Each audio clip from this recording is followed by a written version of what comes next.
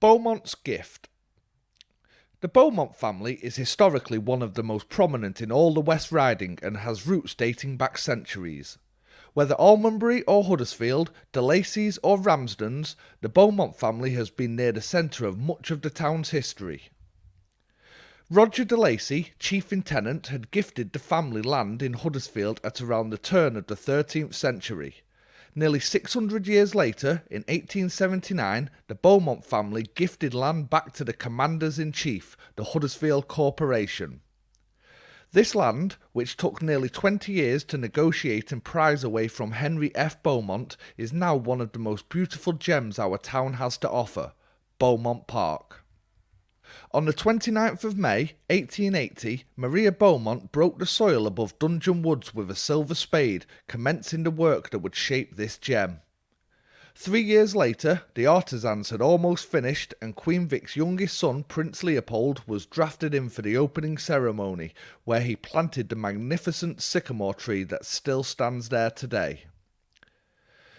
Nearly 30 years in the making, Beaumont Park was equipped with brilliantly designed bridges, stairs and water features accessible by smaller lanes that come off two main paths.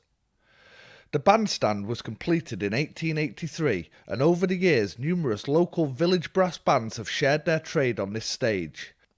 By 1886, the park was complete with its very own refreshments room, the Castle.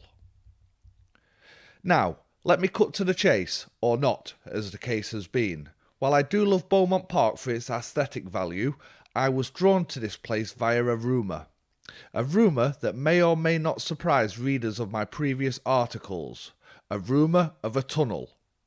Not just any tunnel though, I'm after that elusive passageway to Castle Hill. A tunnel or rooms under the park would hardly be a surprise. Indeed, there are some early 20th century accounts of such tunnels being found. Philip Aher's impressive publications on Huddersfield legends mention two men who had, after negotiating a few obstacles, dropped into a chamber that had 3 tunnels running off that could not be explored further. No further detail is given.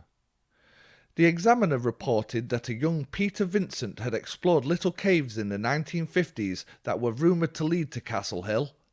And, while I would have loved to get tucked into these tunnels, it is probably fair to say that although a number of places are rumoured to have tunnels leading to Castle Hill, none of them probably do, unfortunately. Famous for its ham and egg teas, the park has faced some decline over the 20th century, with the loss of the original bandstand in the 1930s, the castle went in the 60s, and the pavilion in 1998. But it is still a beautiful gem.